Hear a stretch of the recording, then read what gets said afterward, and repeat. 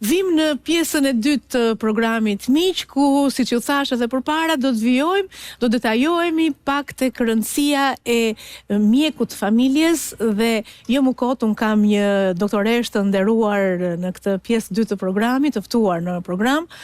Është mjekja nefrologe Benereta Hoxha, e cila ka 28 vjet që punon, shërben si mjeke edhe drejtuese për një farë kohe në Poliklinikën Qendrore këtu në Tiranë.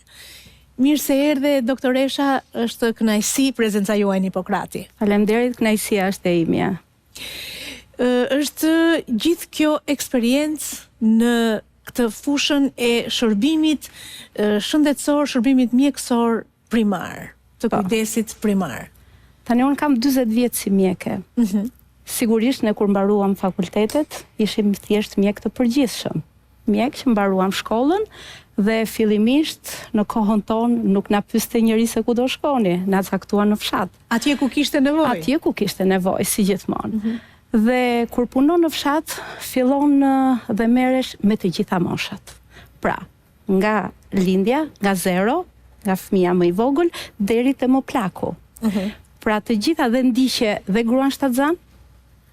Dhe kjo është tani edhe ndjekja që bëhet nga mjekët e fshatrave, pasi në fshatra sigurisht popullsia është më e vogël dhe mjeku që ndjek të gjitha moshat aty është mjek familje.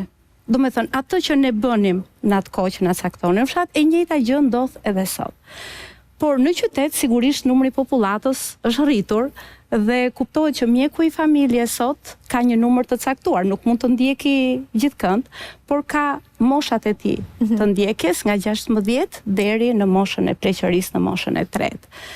Kështu që shërbimi lidhet edhe me pediatrin, pasi në qytet e kemi këtë mundësi që në çdo qendër shëndetësore kemi pediatër në Tiranë. Flas për Tiranën pasi këtë njoh më mirë, por sigurisht dhe në të gjitha rrethet kryesore ka pediatër në poliklinikat e specialiteteve ose tek qendrat shëndetësore ku ndodhet dhe mjeku i tyre i familjes. Pasi mund të kenë një, mund të kenë edhe më shumë, varet gjithmonë nga numri i popullatës. Mjekët e familjes kanë rreth 1500 deri në 2000 pacient si numër. Është një numër që përballohet? Që përballohet, patjetër, dhe vinë sigurisht pediatria ndjek moshat, konsultori ndjek moshat e vogla, 0-1 vjeç, pastaj 1 deri në 3, dhe më vonë i kalon pediatri të lagjes dhe nga pediatri kalon tek mjeku i familjes.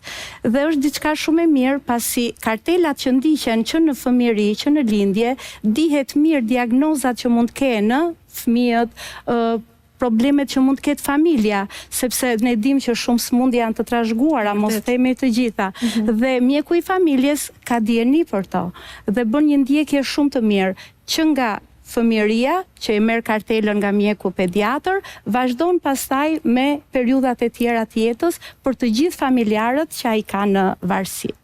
Pastaj çdo sëmundje e cila sigurisht ka probleme për të kaluar tek specialisti, është bërë një lidhje shumë e mirë e mjekut të familjes me mjekun specialist.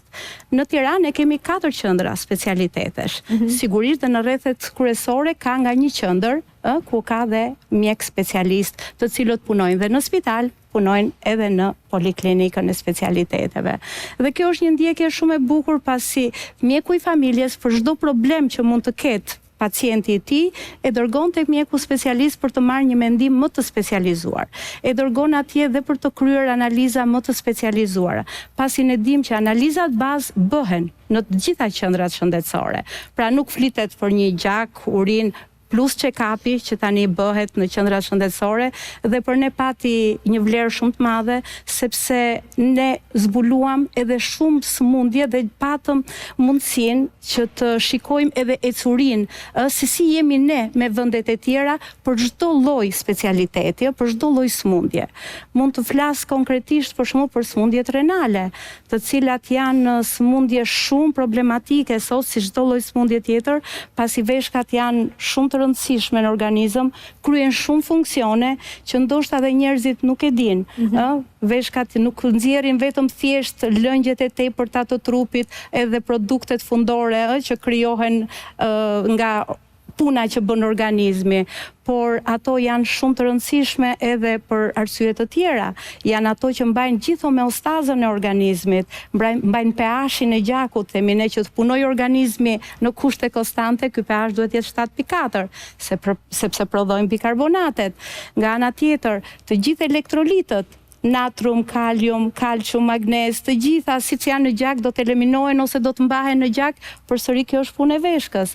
Nga ana tjetër është një organ shumë hormonal, prodhon hormone shumë të rëndësishme. Sot për shembull ne kemi një numër shumë të lartë të smurësh me hipertension, po në fundit mekanizmi kryesor i hipertensionit. Kush është? Është pikërisht substanca renin që prodhon veshka, e cila krijon një cikël me angiotenzin, pra krijon një rreth dhe prodhon substanca të nxit sistemin renin-angiotenzin, themi ne, i cili në fund sjell në zvoglimin, në ngushtimin e enëve të gjakut, gjë që rrit tensionin arterial.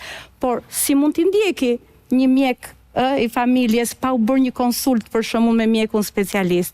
Dhe është vërtet fat që ne sot kemi mundësinë edhe të futjes së sistemit të ri që është futur, nga mjeku i familjes kalon i planifikuar tek mjeku specialist. Dhe ky planifikim të ndihmon shumë, jo vetëm që ti të mos rrish në radhë të presësh, por ti në ditën dhe në orën e caktuar që të ka caktuar mjeku i familjes të shkosh dhe të mbarosh punë.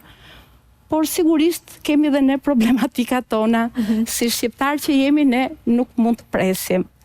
Jemi një çik më gjaknxet ndoshta nga vetë me zdheu. Jo, ne nuk na pëlqejnë radhat, sepse radhat na kanë krijuar, na kanë lodhur, kjo është e vërtetë. Lodhje e cila është trashëguar prej shumë vitesh, prandaj dhe ndoshta ky është problemi, po gjithsesi një punë ndoshta psikologjike nga ana juaj do ta qetësonte pacientin. Patjetër, është shumë e rëndësishme. Sidomos kur problematika nuk është urgjente. Komunikimi me pacientin gjithmonë është i rëndësishëm. Është pjesë e rëndësishme e mjekut të familjes. Shumë e rëndësishme, sepse mjeku i familjes është edhe psikolog. Dhe duhet jetë, pavarësisht në përqendrat shëndetësore ka psikolog, por dhe vetë mjeku është psikolog. Dhe pacienti është shumë i lirshëm kur flet me mjekun, sepse e di që ai nuk do t'ia nxjerrë sekretin, është më i hapur dhe ana psikologjike ndikon shumë në sëmundje, ndikon shumë në rëndimin apo në lehtësimin e shenjave të sëmundjes, sepse sigurisht sëmundjet janë të pafundme, ka sëmundje nga më të ndryshmet, por është mjeku ai që me bisedën e ngrohtë që bën me pacientin, me mënyrën e komunikimit që bën me të, arrin që atë ta qetësoj, patjetër, dhe t'i jap këshillat e duhura se si duhet vazhdoj. Nuk mbaron jeta pse të ndodhi një sëmundje. Sot sëmundjet vërtet janë, por ka dhe shumë trajtime, mjekësia ka ecur përpara. Zgjidhje. Gjithmonë ka zgjidhje. Prandaj duhet më shumë optimizëm.